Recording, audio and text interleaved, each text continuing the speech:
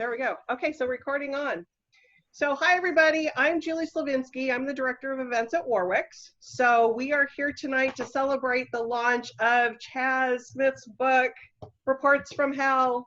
Yay! We were talking earlier, it's just the weirdest thing to be releasing a book during this time, but we're doing all we can to make sure that we get everybody's eyes onto as many books as we can, and Zoom is one way we do it. But a little bit about Warwick's. For those of you, I think most people that are probably in the room are familiar with Warwick's and know that we're in La Jolla, San Diego. We're actually open for business. So we're one of the few bookstores in San Diego that is open. So you can come by and see us. Oh, I love your glasses. Board stand's awesome. So we are actually open for business, so you can come by and browse books, but I like to say any way that there is to get a book, you can get it from Warwick's, you can call us, you can get us online, we'll mail it to you, you can pick it up, curbside, whatever you're comfortable with. We are doing mass social distancing, so you can see the whole store, lots of good stuff there. So anyways, so for those of you that joined us a little bit late, just want to let you know that we are recording this and that you will be able to see it on our YouTube channel later if you missed anything or if you have to pop out.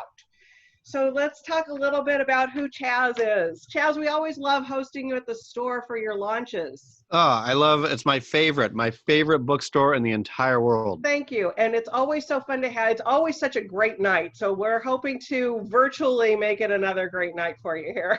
Everybody should pour a drink to make it a great night. Pour a drink. Cheers. You're at home. You don't have to worry about driving home. It's like you can get hammered in the comfort of your own house. It's perfect. So for those of you who don't know who Chaz is, I'm going to tell you a little bit.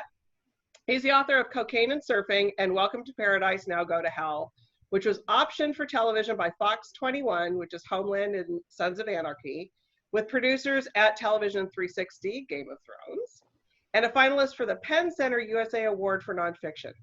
Chaz began his writing career as a foreign correspondent, penning pieces for Vice, Paper, and Black Book, amongst others, from Yemen, Lebanon, Syria, Somalia, Azerbaijan, and Colombia, which led to a brief career as a war correspondent for Current TV. After being kidnapped by Hezbollah during the 2006 Israeli-Lebanon war, he transitioned to surf journalism, where he was a featured writer at the Brash Stab before becoming editor-at-large at Surfing magazine. There he developed a reputation as the most controversial voices in the space. We love that about you. Chaz is also the co-owner of a surf website, Beach Grit. He's here tonight to talk to us about his latest book, Reports from Hell. Welcome, Chaz. Thank you so much. And yeah, again, Warwick's, thank you. I mean, stinking books. What even are books anymore? But I love them more than anything else on earth. And the fact that you, give a platform, I mean, both in store, but then even with this, even in the COVIDs, to be doing this is ridiculous. We have to do it. And I was telling you in the weight room, we're doing about 3 to 4 or 5 of these a week because we just have to raise up as many voices as we can during this crazy, crazy time. So I'm going to tell a little bit about the book. So the book was described as, and I love this, a gonzo ride through war-torn Yemen as only Chaz Smith could provide. So with that, tell us about this book. So this book was never meant to be, I suppose, I mean, it's not a surf book at all. It's just, I mean, in the bio, I guess, I was kidnapped by Hezbollah and then turned to surf journalism. Funny, as I was writing this book, my 2 best friends who were on this whole adventure with me, like, what are you talking about? No, we did most of this stuff after the 2006 Hezbollah thing. And so I was like, oh man. So as I was writing it, I was thinking, oh wait, my timeline from basically my entire life is completely off, which I guess, I don't know. I have a horrible memory. And I think my horrible memory has just, I've just recognized it more lately where I don't remember anything. And so everything's out of sequence. Completely, like bizarre sequencing. And so reliving these times with them, so it was a good 15 years, basically. I mean, it's ongoing to this day. Just this fascination with the Middle East, what the Middle East is, what it represents.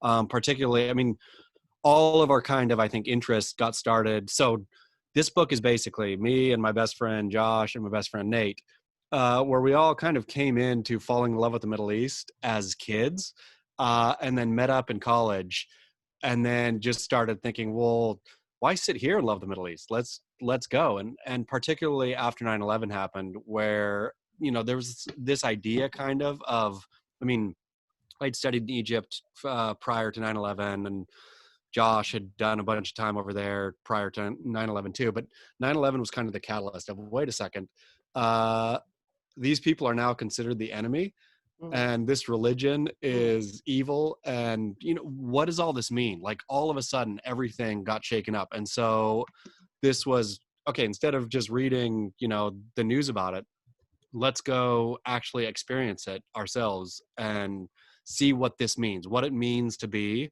in the middle of, yeah, I mean, I don't even know, in the middle yeah. of this exploding world. So our first stop, I remember when uh 9/11 first happened, hearing Osama bin Laden's name on CNN, like, as they were piecing it together. And then, Osama bin Laden is from this country, Yemen. And so I kept hearing Yemen, Yemen, Yemen. I remember my dad, when I was a kid, always loved Yemen. Like, every National Geographic that came from Yemen would be the one that would be front and center, and we'd go through the pictures together. So I had an idea of Yemen and what Yemen was. Um, but then as I was looking at the map of Yemen as a young surfer, just thought, wait a second, this coastline looks surfable. And Mm. kind of digging in and thinking, does anybody ever surf Yemen?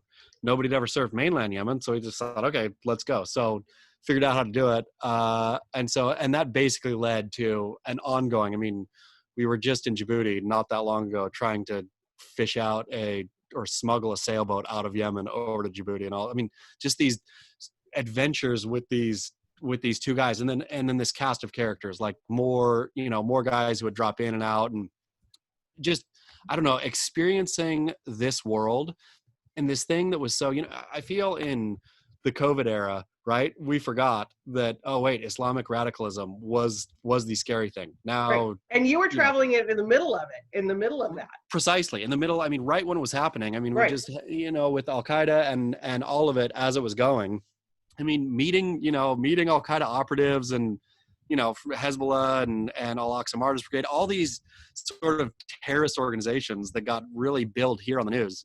But actually getting to meet them was, I mean, they're not necessarily nice or not nice, but it's just something else to But it was see. like, but that was a normal way of life there, right?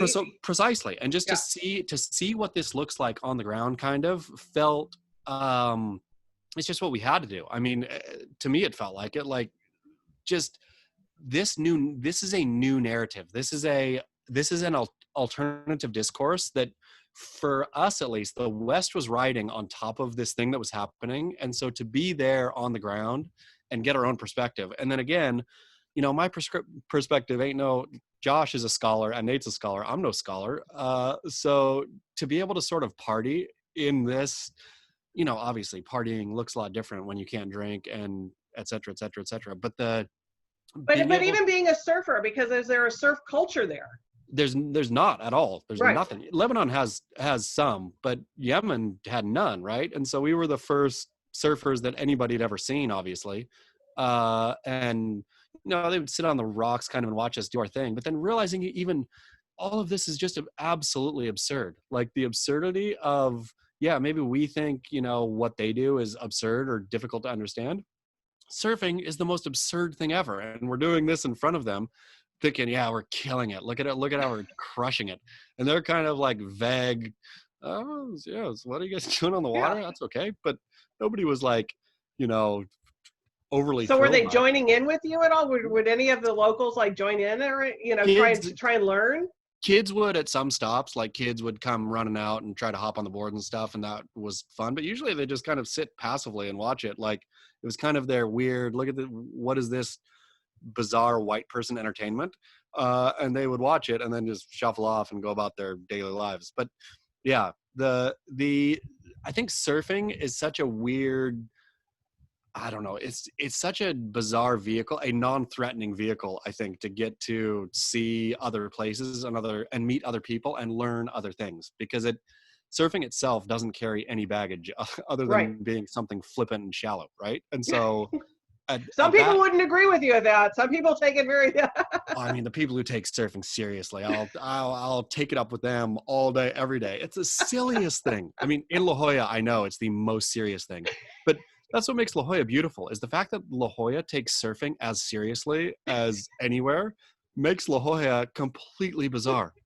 Well, there's a lot of other things we could talk about that, but that's probably another book or another. I think Dr. Seuss had some like weird things about La Jollans, right? Completely. I mean, La Jolla is amazingly weird. Yeah. Yeah, it's funny. I've been thinking about how weird La Jolla is in the quarantine. Right. Just But it's hearing, this little, it's so cool. I mean, it's cool. It's weird. There's so many things about it. It's this little, like, it could be an island, but it's not an island. it's an I mean, but La Jolla is an absolute, like, it is completely somehow isolated. And I Right. don't know how La Jolla isolated itself the way it did, but good on La Jolla. Marilee, are you laughing on this? Marilee where'd you go? La Jolla High? Oh, where'd you go? Do I need to unmute? Yeah, I'm gonna really rub it now, Howard. I went to Bishop's. Oh, you went to Bishop's. Oh, So yeah. there's an island within an island. Yeah, but let's all remember, I'm a bookseller. Right. So that balances out my weirdness, I hope. But that's what makes La Jolla. I mean, that, like, this fact that stinking Tom Wolfe wrote Pump House Gang and hit this sort of narrative, which I was marveling the other day about. Has anyone reprised modern La Jolla in literature? I mean, has La Jolla been covered again? Because he covered it so, I like, don't think so. I think people use it as a backdrop. But I don't think people mean? know what La Jolla is anymore. I think Yeah. people think La Jolla is a rich place by the beach, and it is not that. La Jolla is a bizarre ghetto by the beach that has wealth, but Right. has such complex social, like, the entire social structure of La Jolla is not like any. It's no Balboa Island or anything. I mean, Yeah. you have your rich beachfront, California. There's not La Jolla. La Jolla is still hard. La Jolla still somehow has people going to prison a lot who are like good kids of locals, which is good kids of locals. which Maybe is not something. so good if they're. I mean, but it's all like weird petty stuff, right? It's like Right. fighting and whatnot. I mean, not that fighting is petty, but it's Yeah. like, drunk and disorderly and getting locked up and all that is Yeah. part of La Jolla. It's La Jolla. Okay, so Mary Kate has a question. Mary Kate, I'm going to ask it for you, but you can come on and unmute if you want. After your last two books were kind of real time, what drove you to go back and retrace your steps? This one was all of this was sitting with me so long, and it was always a thing that was ongoing. So to me, it always did feel real time. But then I got to the point where I thought, wait a second, we have done, me, Josh, and Nate, and Andrew and Cole, with other friends along the way, have done things and seen things that nobody else on earth has. And I'm typically not. I mean, I think I sound and seem narcissistic a lot, or arrogant or whatever, but in real life I'm always thinking, what, everybody does this, right? If I can do it, that's what I always think. If I can do it, anyone can do it. And sort of realizing 15 years on, I mean, this is 20 years on even, wait a second, nobody's been to any of these places, nobody's seen any of these things. And so I thought, okay, it's important we all have kids now, right? So Josh, again, I keep talking about Josh and Nate, they're the main parts of the book, me and Josh and Nate. We all have kids now, and I thought, oh, somebody better lock this down for our kids, this wild narrative, because none of it makes any sense. That's the other thing, is why were we there? What were we doing? And I have kind of pat answers, it was there to discover this, or there to learn about that, or there to see that. I honestly don't know what we were doing there, which made it a hard book to write. It just was this obsession that kept going and going and going and going and going. And it was, I mean, we text morning till night every day. But well, we're writing it now, and like you said, for your kids as kind of a did you freeze? I think we or did I? Now you're back. Okay, you're back. Boy, what would you think if your kid wanted to go and do that? I mean, I'd just go get her. Like, we're all Yeah. Teflon here. Yeah. I mean, All right. the second you think, I feel, which I guess that's one thing we all had, is never sensing our own mortality in the moment, which I guess kids don't, or young Right. people don't maybe. But, you know, I still don't. Like, we're just thinking Teflon coated, throw me anywhere and I'll come out. Which that's something we shared, but I think capturing oddly too, that it's funny, I wasn't thinking about it as much as I was writing it, but afterwards really realizing that the world we saw doesn't exist anymore. the Mm. the way the global war on terror has changed all of it, and the, you know, shifting alliances, and now Yemen being utterly destroyed by Saudi Arabia, and all of this kind of stuff. uh the world we saw no longer exists. And so that was also, as I sort of finished, realized, oh, it was important to write, to capture this sort of 10 years of zeitgeist global war on terror. I mean, imagine global war on terror made such sense to everybody, right? For Right. Right. even the Keep phrase us for so safe. long. Yeah. Right. What in the world is it? Right. It's such a nonsensical phrase of a nonsensical thing that everybody just bought in, and oh yeah, this is it. We're fighting a war on terror. So did you address the changes in this book, or did you really just write it as what as more just a documentary of what happened when you were there, the snapshot of that? So the book is 3 parts. Initially I wrote it as 3 parts because we went tip to tail of Yemen 3 times, and nobody goes Yemen one end to the other. I mean, I think, you know, there's been a fair amount of people, I'm sure, have been to Sana'a or maybe Aden, Yemen's 2 main towns, but nobody's been to the hinterland. And we did, you know, front to back 3 separate times, in between a bunch of other trips to Yemen, you know, just random trips to Yemen. So initially when I conceived the book, I thought of telling the story of Yemen during this time. But then as it kind of expanded, I thought more global war on terror. But anyhow, so the book is broken up into 3 parts. It's basically the start of the global war on terror. The middle is sort of the middle, and the last part is the end ish of the global war on terror. I mean, I know we're still ostensibly fighting it, Right. but Right. Right. it ain't front and center no more. Yeah. So I mean, we kind of live in this judgy world now. I mean, everybody's judgy everybody on God knows everything else. So was it hard to put your personal, in all 3 of your books, was it hard to put yourself out there like that, or did you just not give a crap and it was just like, I'm going to tell my stories and I don't know No, what I mean, people think? that's a dumb thing. It's criticism bounces off me, probably unfortunately, purely because nobody can think anything worse of me than I already think of myself. Not in terms of having low self-esteem, but any criticism I get, I'm like, of course, that's exactly what I am. I'm a retard. Oh, sorry, that's Oh, not a good word anymore. I'm a your kids are going to get mad at you for saying that. a lot more people than my kids are going to get mad.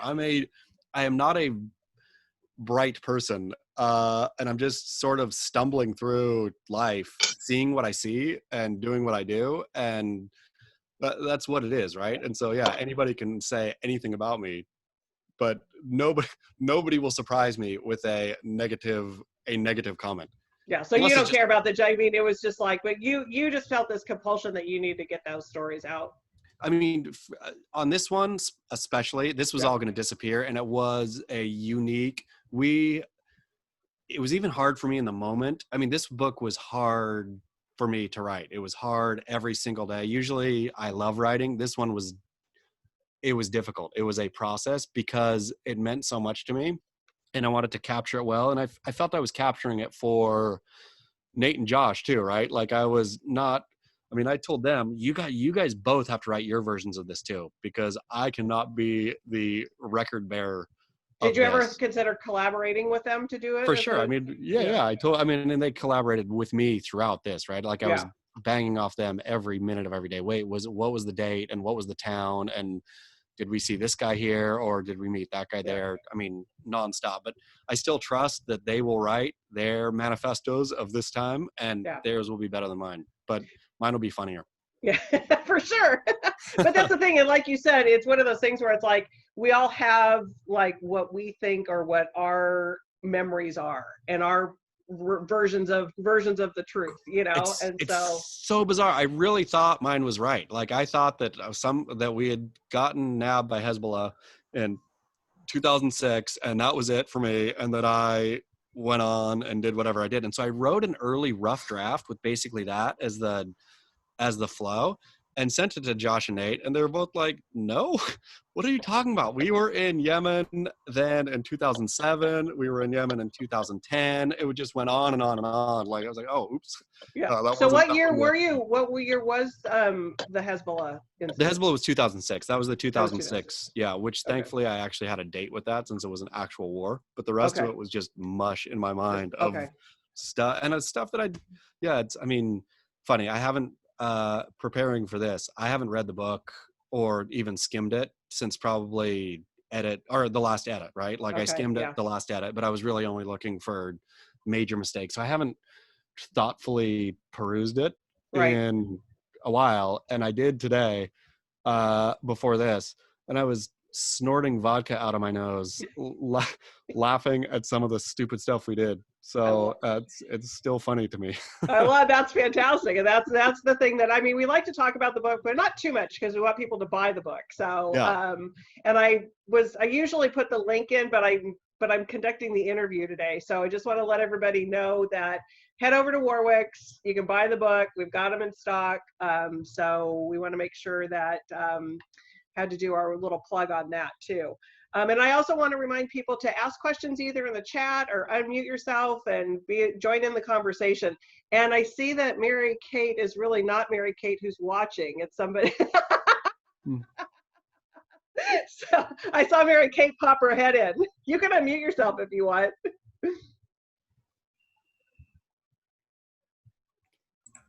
There you are.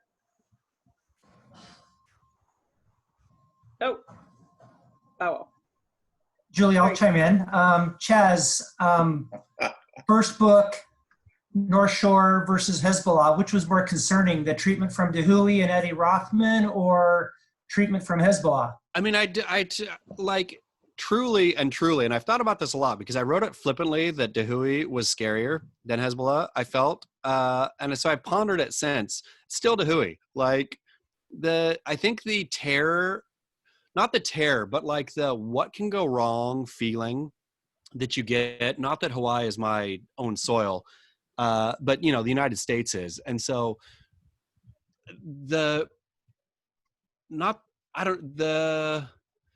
what could go wrong at home to me concerns me.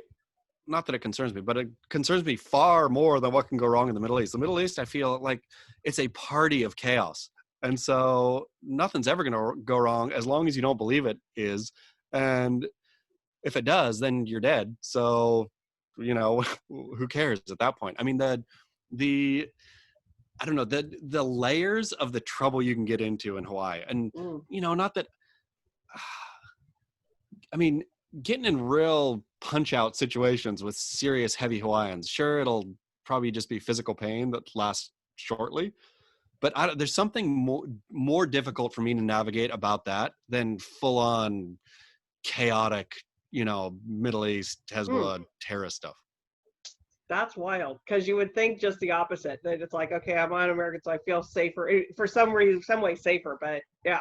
Or somebody's going to come and rescue you or whatever. But I think playing with the same rules or playing with the same deck of cards is more difficult for me than, playing different games, where that's what I always think we're in the Middle East, right? Like, this is... You don't know the rules. Or I do know them, and I can manipulate, because I'm foreign, I can manipulate and play like I don't know, or play this or play, and you can play another way to me too. And it becomes almost Broadway theater as opposed to, this sort of set in stone thing where Dahui, Eddie, all these guys, what I'm saying, and know what you were supposed to be doing. In the Middle East, I can pretend. I have no idea what you're saying. I had no idea what I was supposed to be doing. The plausible deniability goes on forever. Yeah, for sure. So we have another question from, and that's Mary Kay. Did you have something to say? Yeah, that it's Mike, not Mary Kate. We'll have to figure out how to change your screen name. No, I like it better this way. It's much more appropriate. If I think say I've come up- something wrong, she gets the blame. I've come up all kinds of people. I think I mostly come up with my daughter on Zoom, so it's perfect. It's so great. No, I Okay. had a quick question for Chaz, and I listen to a lot of podcasts, and certainly I get stuff from you in IG. You feel this struggle of walking both worlds, because I know the story is serious, but it'll be funny too. But as well as I do, surfers are just clueless in general.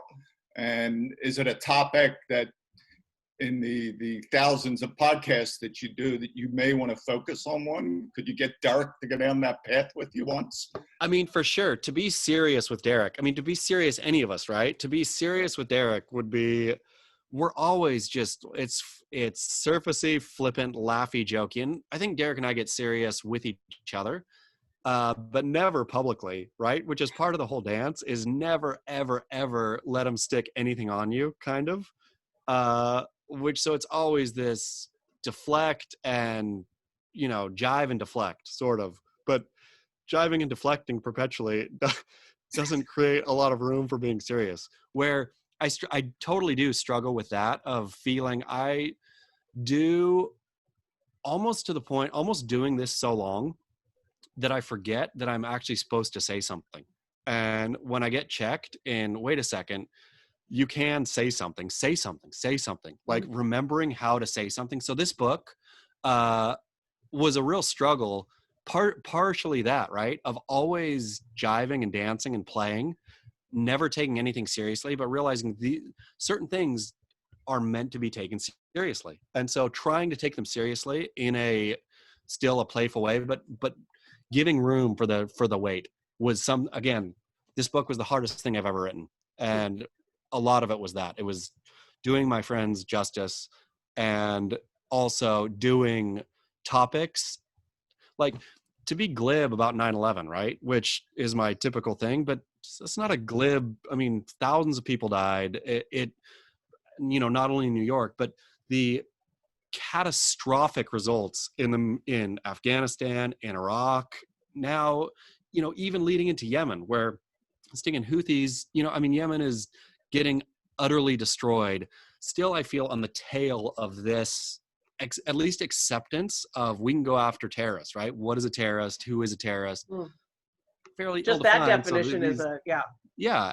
And so we can cause mass starvation and amongst children in Yemen so it is serious. And I do, to get long way around to the point, I struggle with this a lot about even my own dumb personality, right? Of stop being glib for a minute and take something seriously. But then how do you do that if your whole brand is being glib? And if literally you are glib as a person, I get busted all the time at home by, yesterday, the Kamala Harris announcement had wife's friend came over, and I was just so ready to joke about it. Not that I'm anti or pro or anything, but just to make jokes. And she was like, no. I need one day to just feel good about this. And then you can start with your stupid banter. But it's always with me, right? It's just banter. It was me. Is your wife on the call here? No, she's not. She took the daughter to the beach. I remember she was always in the room though with us when we had the events. It was always kind of fun to kind of turn around and say, "Oh, let's see what." Steve, that's the beauty though, is she knew who she married. I didn't ever tricked her. She married an asshole. So that's what she gets, is an asshole. Hey, you got to do it. So speaking of glib, Matthew Carter has, can you do your Eddie Rothman impression first? And then whatever happened with the option of the movie on Welcome to Paradise? Oh, brother. Oh, I haven't done my Eddie in so long. Oh, man. The only things I have Eddie to say are bad things. And we're re-recorded. Oh, I know. I haven't heard Eddie in so long. It makes me sad. I should just rip my phone and play. I should put all of Eddie's voicemails to me and make a recording just for everybody to hear, because of the most beautiful things. Oh, Chaz, I just seen this one thing. This guy said this. Oh, bruh, you know that guy? Yeah, that's my Eddie right there. But then the second part was what? Whatever happened to the option for the movie Welcome to Oh, Paradise? it's still working. I mean, so the initial option got optioned for forever and forever, an obscenely long time, and it was like a standard Hollywood thing where I was getting paid and it was great, but also it was never going to get made. And so I yanked it at, I think, year 5 or 6 or whatever it was. And now actually a wonderful Australian man is, he was the first one that ever came to me who had an idea. Everybody likes the world, right? Of the North Shore and heavy Hawaiians beating people up and all this. But this Australian guy, his name is Joylan, came and had the actual first idea that I've ever seen that made sense to me for the movie of it, not just the world, not we like this world and we'll figure it out. And so he's working on a script right now. Excellent. Yeah. Yeah, the whole Hollywood thing. I mean, you lose so much control. Oh And yeah. then it's just like it's money, it's the right people, it's so many different things that go into it. I mean, which I'm all so happy about. I do not care. I do not even pretend to write screenplays. Like all I want is a vague say as if it hit the note or not. But in terms of, I don't pretend to write movies or make movie. I mean, I guess I've made some documentaries, but aside from that, like have at it. But it really is. Once it's gone, it's gone. And then it's just like, okay, sweet. Yeah, okay. So, and just a reminder, Mary Lee was able to put the link in. Thank you, Mary Lee, for the book. So if you want to order it from Warwick's, the link's right there in the chat for you to do that. Damon, I'm going to say your name wrong, and apologies before I see it. Thank you for. Not funny. Do you want to ask your question, or do you want me to read it? I've lost what it is, so you're welcome to read it. All right. So humor he says, humor always pushes boundaries of what's acceptable. Do you have a line you don't cross, topics you don't touch? Yes. Oddly. So I think about this all the time. Derek Riley is my partner at Beach Grit and one of the funniest men I know. We've, I think, always been dancing on this line of being, of course, like funny stuff is basically inappropriate stuff, right? More or less. I mean, who laughs at... You're always going to offend somebody. Exactly. Like if you're not offending, then it's not, at least for me, truly funny. But I always feel, I don't even know, I couldn't even be able to define it. It's instinctual. Oh, you froze up, Chaz. Are you with us? Up feeling bad. Oh, you might need to repeat. You might need to repeat. One too far. I did it wrong. And this line is always moving and we're always dancing. So this double dance, right? Of the line shifting always and us having to dance up back and forth with the line. So then it just becomes, and trying to hone that instinct of it's not knowledge, it's what feels right. Where you could look back at my past stuff. I mean, I talk about it, or I've talked about it before. Like when I got fired from I was editor of the high school newspaper and got fired and this is super offensive to say, but I did a whole editorial about how people with AIDS deserved it because AIDS was preventable, right? Like, and a horrible thing to say now, something that if I ever, thankfully I will never get public office.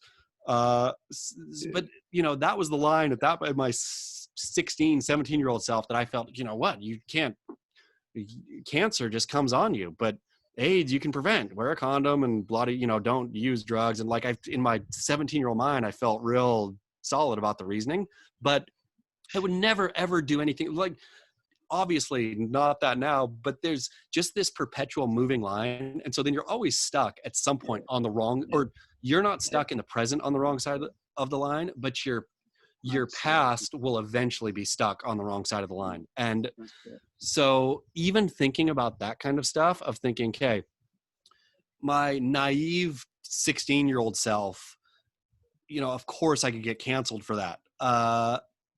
But there's also a way always to play out of it. I feel like if for whatever reason that sort of stuff came to light and I was really getting hammered for that, then, okay, how do you play it in the present also, right? And so it's this, again, it's like 3-dimensional chess of here's the line moving, here's me moving with the line, here's the line moving over my past, here's my past catching up to me and getting me in trouble. Now how do I play with that? Because I don't think anybody's actually in trouble. Like you can get out of anything except for proper real bad stuff. Yeah. I mean, like Jeffrey Epstein is not dodging his charges. Yeah, No. even a death. So with that though, okay, so you have probably advice for your younger self, but do you have any advice for aspiring writers and what you would like? I guess it's a two-part thing. What would you do anything differently, or what would you advise young people to do in writing? I mean, it's really rough, but if you can get a nose for that line, I think. I mean, for people who want to write, I guess edgily, like I mean, don't write on the edge, I guess would be my number one advice. But if you feel like writing on the edge, really try to like get that smell, because I feel it's almost more, it's a feeling, it's a more spiritual thing that is going to guide you rather than on the books I was right. Like I said the right thing per, whatever was industry standard at the time. I don't think that holds. I think if you have a feeling for what you're doing, you can always go explain why you felt that way. And there's something human about that train your nose to smell, like figure out what your morality is. I think if you're writing from your own sense of morality, whatever that is, you can definitely be wrong with your own sense of morality, but at least it's something you can explain. You right, can and say, it's true to you. Precisely, this is what I felt. And if you can explain what you felt, yes, you'll get whipped and you'll get fully busted, but at least you can say, I mean, that's right or wrong, that's what I felt. Well, because I think a lot of writers get caught into wanting to write something that they think other people will like. Yeah. That you get in trouble when you do that. It's tough because and then how do you defend that, right? I think if you get busted for that kind of stuff, or if that doesn't resonate right, how do it wasn't you weren't writing from, so right or wrong, write from yourself. Yeah. Okay, Frank, you're on. Hi, hey, thank you. Chaz, thanks for doing this, first of all. It's a real treat, after a long day of work and get to do something fun like this, and I totally miss this kind of stuff from pre-quarantine times. Oh my goodness, thank you for coming in. So it's nice to meet you in person. You too. It is person. I mean, this is the new person right here. It is. I haven't read it yet. I just got it a few days ago. I read the other two books that you wrote, and really liked them. And there's a real journalism kind of like a point in those books, a real heavy, like serious kind of journalism to them. But I can, a ton of humor and fun stuff and all the surfing stuff that I could, really dig into, like a lot of people. But my question is, when you have, like, I think you got this like really strong journalism skill or talent or drive, it's something I really see in your writing. And my question is, I wonder, how do you kind of decide like where to go and what to do? Like you pick topics in the other books that were like surfing accessible, I guess. I don't really know how to explain that, but that had that element. But how do you decide like where to go when you have this kind of journalism drive, or at least I'm assuming that that's a journalism drive. So that's my question. I feel the older I've gotten, the better I've gotten at discerning my bad ideas, I guess. Like I'll have so many ideas like, oh, this is the best book ever. Or like, for example, La Jolla, I just thought the other day, ooh, I should write a YA novel about vampires in La Jolla, where the La Jollans are vampires and the Encinitas people are werewolves, like werewolves doing yoga and eating vegan foods and whatnot. And they clash in Solana Beach. Exactly. But then the more I thought about it, I thought, oh, well, wait, that's like basically Lost Boys, right? Like that is Santa Cruz vampires. Okay, that's a bad idea. Where, I don't know, like I have silly sparks every day. And it's the ones now, I guess, that I'll run with are the ones that stick over time. So if I have an idea that just keeps, and then I can express it and it keeps even after I express it, then I feel, okay, there's something here to chase. With this one book in particular, this was, I mean, it was an idea that's so, again, you know, I'm not arrogant about it at all, but it was, nobody had done this stuff. And we did it in such a silly way. We weren't there to make money. We weren't there as business people. We weren't there as soldiers. We weren't there. The people in the Middle East during this time, you know, there was one of like 4 classes of Westerner in the Middle East. And we were none of those. So to have this perspective of like, so I knew this always, that this story was something, and it was just a matter of how to tell it, that was hard. But like ideas in general now, oh man, bad ideas. Like a bad idea that you think is good is the word, like I'll roll over the worst ideas in my head that I just think this is super genius. Gold. This is gold. This is like, everybody will get this. And then I'll express it to somebody and they'll think, what? And then The blank stare. Exactly. And then we're done. Well, speaking of like meeting people this way and everything, during the shutdown and talking about ideas, have you been writing more or less? Were you kind of stuck?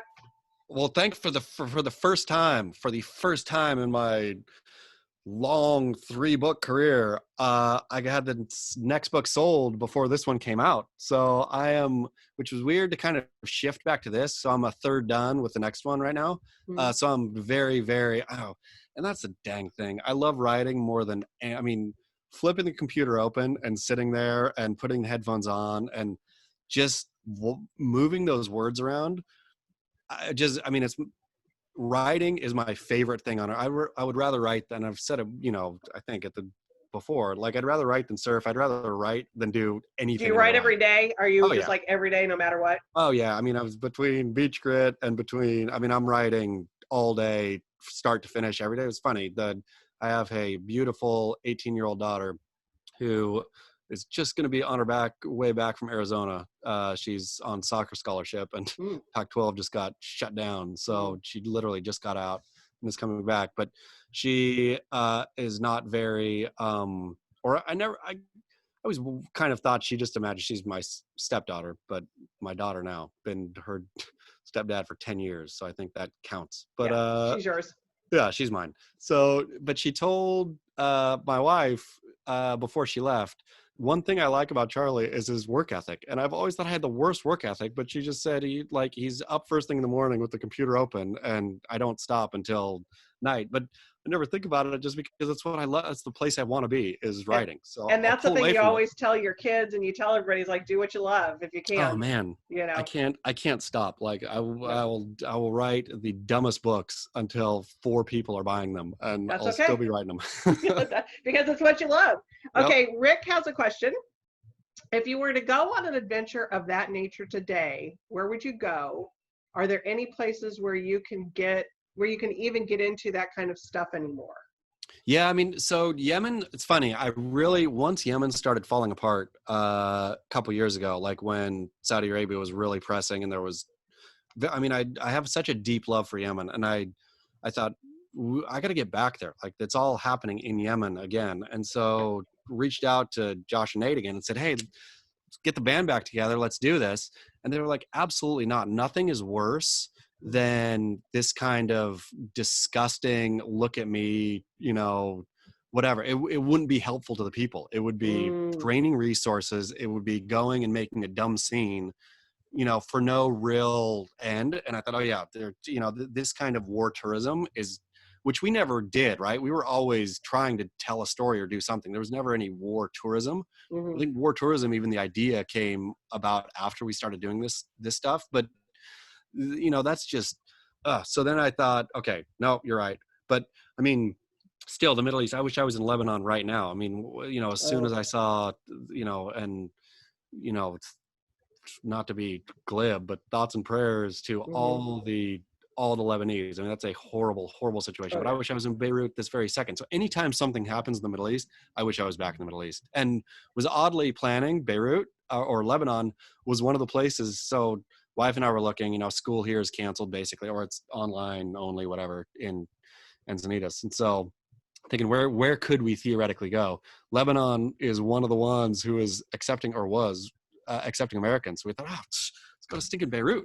So yeah, that's still maybe going to Beirut for the fall. But anyway, I mean, anywhere. And those kinds of adventures everywhere. Like, it's always shifting. But to me, still, the like Chechnya and the Caucasus, interesting things happening there. Africa is perpetually interesting, both East and West. And then the Middle East is just like. So is there any place that scares you to go to, that you were just like, there's no way I'd go there? No. If I had a way to get anywhere in the world, I can get myself out of anything. That's my belief in laughing my way out of detention is something I hold dear. And I love that you still feel that way. I mean, not that you're old, but you were older. Yeah, I'm old. Because as we get older, I think we get less adventurous. But I love that you just are like, no, let's go, bring it. Yeah, no. As soon as, I mean, again, rude, but as soon as COVID hit Europe, I drug my daughter over there to surf the coronavirus apocalypse.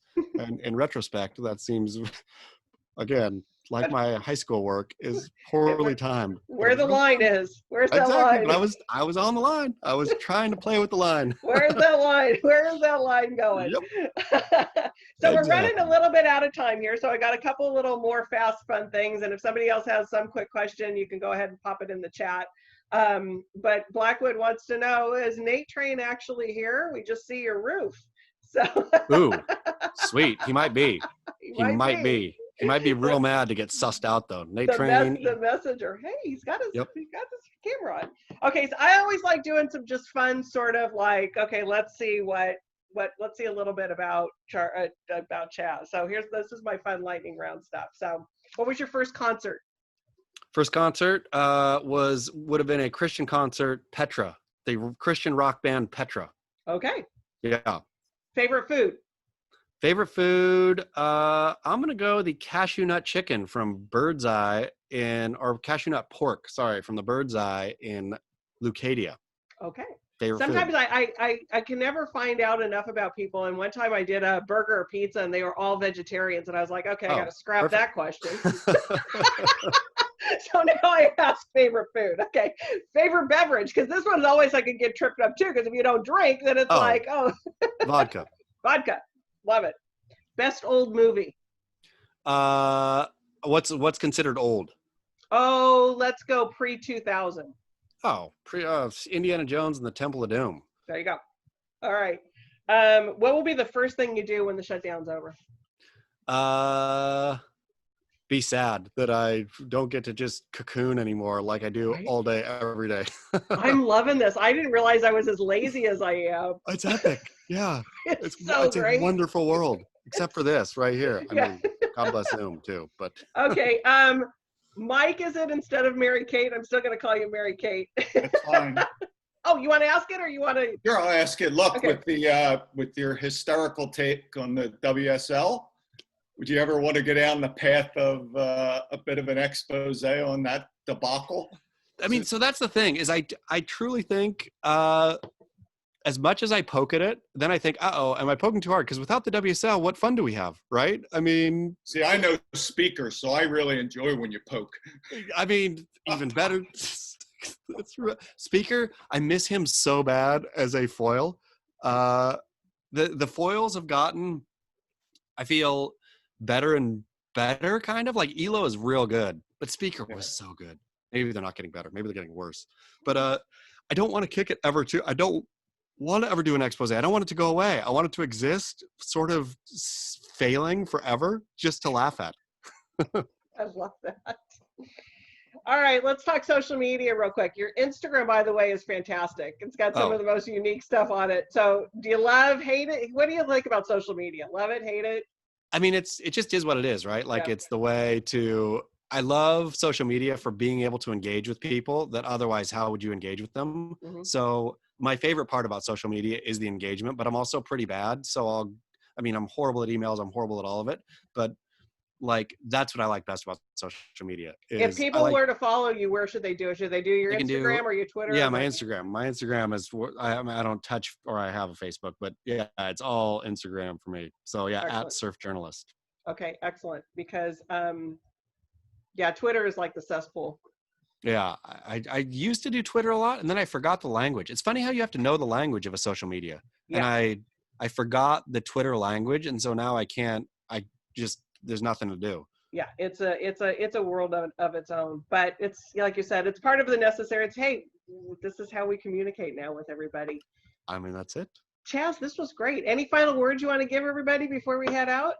Thank you so much, everyone, for listening to me blab for another 50 minutes, and I love you all. We love it. This was great. It will be on our YouTube channel probably tonight. So thank you everybody for being here, and we'll take you off the recording. Thanks, Chaz. Thank you, Warwick. Thank you all.